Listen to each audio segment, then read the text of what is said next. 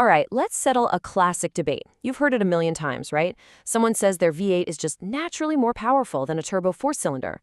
It's this gut feeling we all have. More cylinders equals more power. Simple. But is it actually true? Today, we're going to dig into the engineering and look at the real data to see what's what. So here's the game plan. First, we're going to tackle that more is better myth. Then I'll show you the real metric engineers use to measure power. After that, we'll talk about where more cylinders do have a serious advantage, but also look at the cost of all that complexity. We'll even cover what happens when things break, and finally, check out how modern engines are trying to give us the best of both worlds. So this is it, the big question. Does adding more cylinders automatically mean you get more power? For decades, this has been the rule of thumb, the accepted wisdom out on the street. But as you're about to see, the real engineering story is way more fascinating. Okay, let's start with the absolute basics. A cylinder, that's where the explosion happens, right? It's the heart of the engine.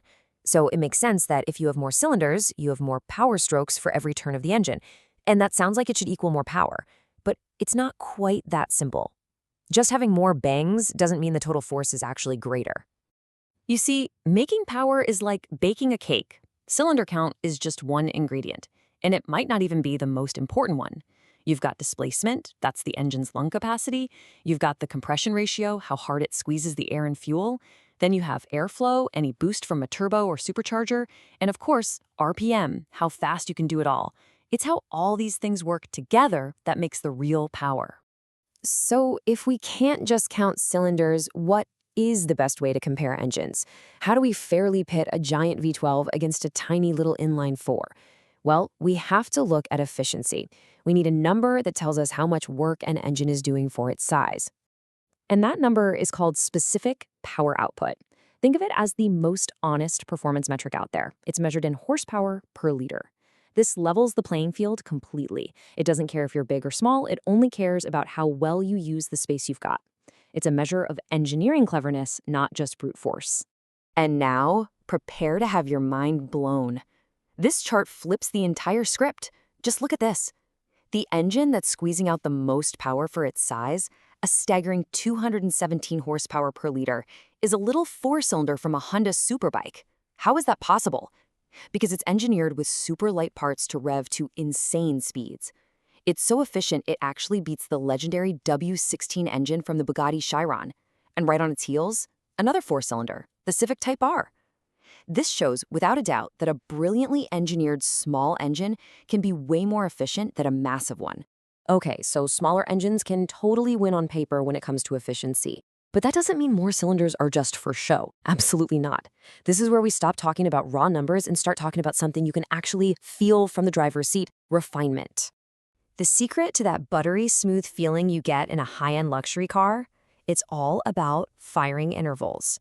In your average four-cylinder, you get a little push of power every 180 degrees the crankshaft turns. You can kind of feel those gaps. But in a V12, you get a power stroke every 60 degrees.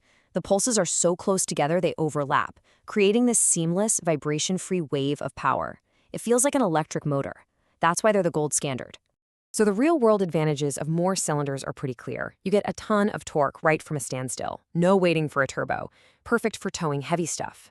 You get that incredible smoothness we just talked about. And because each individual piston is smaller and lighter, the whole engine can often spin to a higher RPM.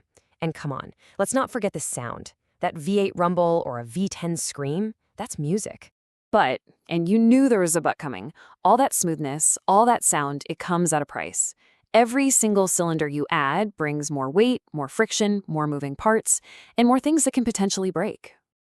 This table just lays it all out. A simple inline four has 16 valves. A V8 doubles it to 32, and the Bugatti's W16, you're looking at 64 valves. 64! The weight just skyrockets too. More parts means more internal friction stealing your power, more heat you have to deal with, and yeah, much bigger maintenance bills down the road. And just to give you some perspective on that weight gain, going from a normal four-cylinder to that W16 adds about 270 kilograms. That's almost 600 pounds. All that extra mass is sitting right at the front of the car, which dramatically affects how it handles, how it brakes, basically its entire personality. Now here's another super interesting engineering trade-off. Think of it this way. A naturally aspirated engine, one without a turbo, is like a sprinter trying to take the deepest breath possible. It uses a really high compression ratio to squeeze every last drop of energy out of that one breath. A turbocharged engine, though, is like having a leaf blower forcing air down your throat. You don't need to breathe so deep, so it uses a lower compression ratio to make sure the pressure doesn't get dangerously high and damage the engine. Two totally different ways to solve the same problem. So with all these extra moving parts, it's just a fact of life that there's more that can go wrong. So if you're a car buyer trying to decide between raw performance and long-term running costs, this is something you've got to think about. The list of potential issues can start with something simple, a misfire from a bad spark plug or ignition coil. But it can also be more serious stuff, like low compression from worn-out piston rings. Modern direct injection engines are also notorious for getting carbon buildup on the valves. Even those clever fuel-saving systems we'll talk about can add another layer of things to worry about. And figuring out what's wrong usually follows a very logical path. It always starts with the symptoms. Is the engine running rough? Is the check engine light on? Then you scan for codes to see which cylinder is complaining. From there, you check the basics, spark and fuel. If that's all good, you move on to a compression test. It's a process of elimination, and the more cylinders you have, the more complex that puzzle can become. So, we're stuck in a classic dilemma, right?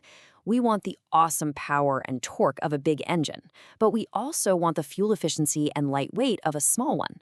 Well, for years, engineers have been chasing a solution, and they've come up with something pretty darn clever.